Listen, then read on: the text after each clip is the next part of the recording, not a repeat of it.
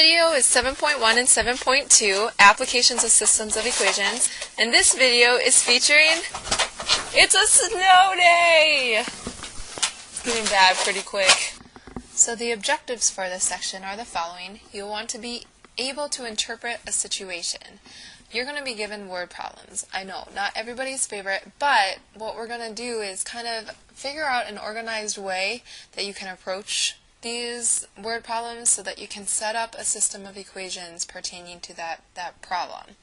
After you've set it up, you're going to want to choose any of the methods that we have learned in these sections, either substitution, graphing, or elimination, and then you'll be able to communicate your solutions with reasoning and conviction. Because you were able to set it up and you had reasoning for the way you set it up, because you had a solid method of solving that system, you will be able to say with confidence what your solutions are to that situation. We are going to try something a little bit different in this video. It's called a Think Out Loud. It's not really that I'm teaching you a whole lot. There's only really 4 slides. But we're going to be working through a problem, and I want you to see the process that's going on in my head as I approach this problem. So how do I organize it? What am I thinking? You'll get to see what I am thinking. I really want ramen. Ramen.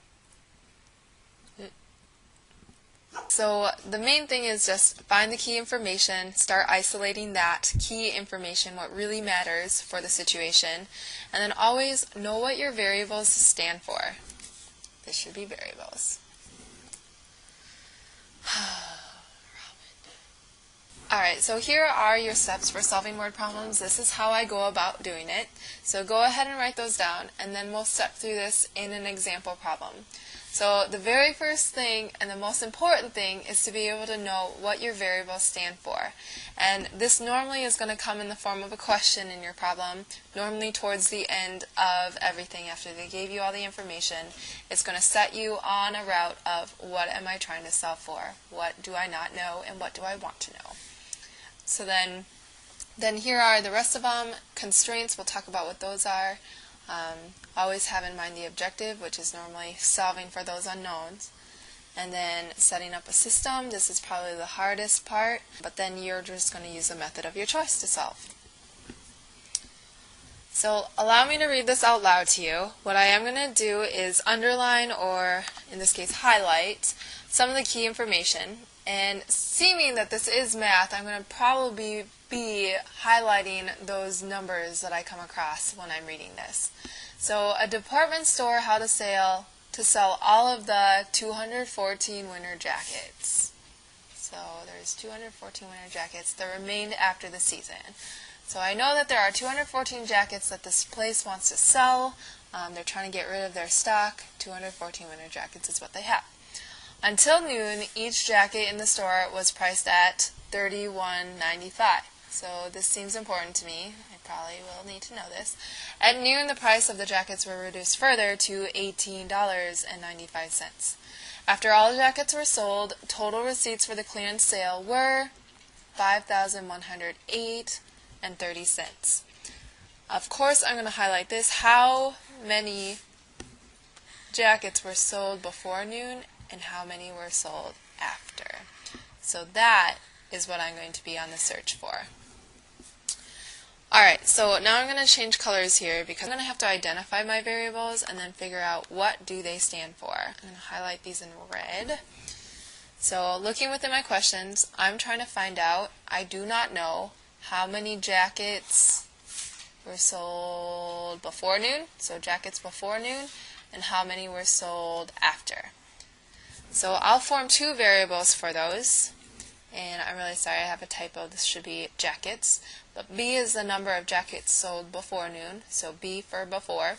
And A, the number of jackets sold after, in the afternoon. So those are my 2 variables that I always have to keep in mind. So now that I have that, I'm going to start looking at my constraints. Now constraints are what limit my situation. I mean, I couldn't just go in and say, hey, I sold 5 shirts or 5 jackets in the morning and 10 jackets in the afternoon, because there was a certain amount that I sold fully and I made a certain amount of money fully. So I have to fit these variables to that situation. So my constraints here is really that I had 214 that I have to make sure that I get rid of, and then that 5,108 and 30 cents is what I made from it. So these need to fit to it.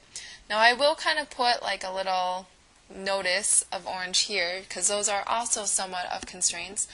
I sold it at a certain price, so I do have to keep those in mind.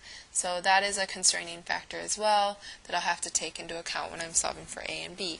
So here they are. I have the 214 jackets total, and then here's what I made total.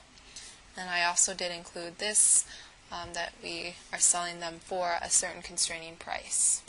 The third one is to know my objectives. Really, my objective here, after kind of looking through all this and sorting this into constraints and variables, I really just need to find B and A to fit the situation. I need to find how many I sold before and how many sold after to fit this situation. Know what your variables stand for. Okay, so this is where we start formulating our equations for that system of equations that I need to set up.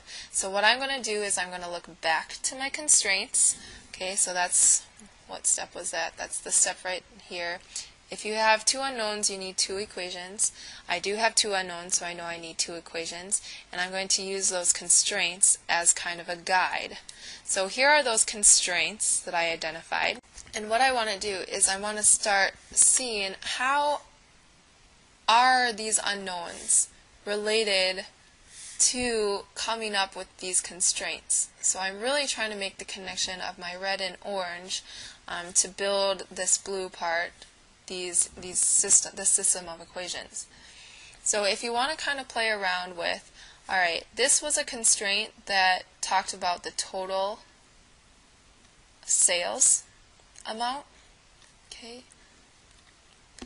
So what you can kind of do is play around, well, how would I calculate the total sales amount? I mean, given any A and any B, A and B, if I were to set, let's say that I sold 10 in the afternoon and 20 before noon, how would I come up with the total sales amount? So just kind of stepping off to the side and playing around with these variables by setting them, could I come up with a total sales amount? And yeah, you could, because you knew how much each of those jackets were sold given that time that they were sold at. So in the afternoon, we know that they were sold for $18.95, and because I'm saying, hey, I'm selling 10 of them, I would just multiply, right? Because it was $18.95 each, and I'm saying that I sold 10 here, just theoretically speaking. And then here I'm thinking, alright, well, if I sold 20 in the morning or before noon, I know that those were $31.95 each, so I could just multiply that by that 20. And I know this is how I would come up with how much did I sell total, given that I'm setting those theoretical prices here. So I'm pretty comfortable with that. But now we have to recognize that I don't know this, and I don't know this, but now this is the equation that I would use to get the total amount that I do know. So here I am going to put in $18.95, and then that was in the afternoon, plus, and then $31.95 in the before noon, or in the morning. So this, I have confidence, does represent one of the equations that could help me along in finding my A and B. I do know I need another equation because, hey, I have two unknowns that I need to solve here. So how is the number of jackets sold before noon and the number of jackets sold after noon related to the total jackets sold? So this is where you really got to know what your variables stand for. And okay, well, if this is what I sold in the beginning, this is what I sold in the after, then they're related to this total sales by just summing up totally what I sold together. So here I'm just going to have A plus B. Okay, so the total jackets I sold in the morning plus the total I sold in the afternoon, before and after, is going to get me 214 total as my constraint signifies. So finally, the last step here, this is my system. Now we'll resort to just that 7.1 and 7.2 skills of solving. You could go ahead and graph this on a graphing calculator, or you could graph it yourself, but I'm just going to use substitution. I'm going to pick my bottom equation here, and I'm going to just solve for A, get it by itself. A equals, and then 214 minus B, so I'll box that. And then what I'm going to do is I'm going to use my other equation. Now that I know what A is, it's equal to this, I can go into my other equation and plug in my A. So I'm going to take that A out, so we have 18.95, and then this 214 minus B, because that is what A is equal to, given this bottom constraint. Oops, plus 3195B equals 510830. So this is where I do have to go in, and I have to distribute that 18.95 times 214. So that's going to get me 4,055.30 minus, this is just a 1 out here, so 18.95B plus 31.95B equals this 510830. And being that this is just one variable that I'm solving for, I can combine my like terms, which I'll put a plus negative here. So negative 18.95 plus 31.95 is going to get me 13B. So I have 4055.30 plus 13B equals 510830. And I'll subtract off this guy. Okay, so we'll get 003 borrow. This is messy. 01. So I'm going to get 13B is equal to 1053.00. So divide that. Divide by 13. What I would get is B is equal to 81.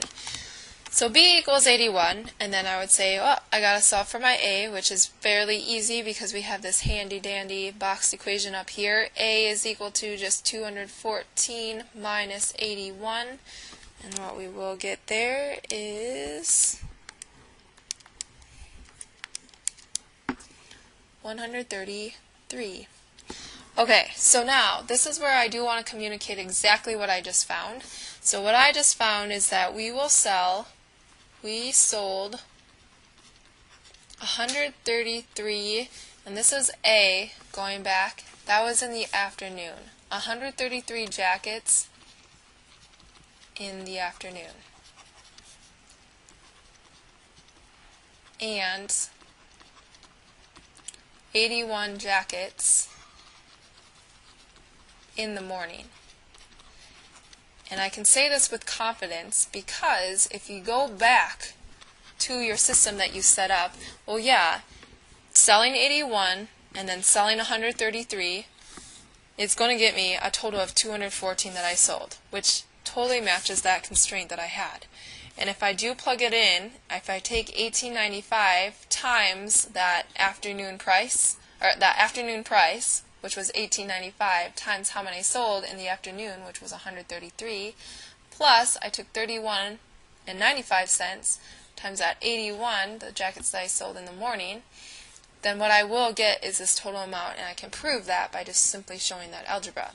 So here, we took into account both of our constraints, we used them to do the solving method for that A and B, and we got some confident answers right there.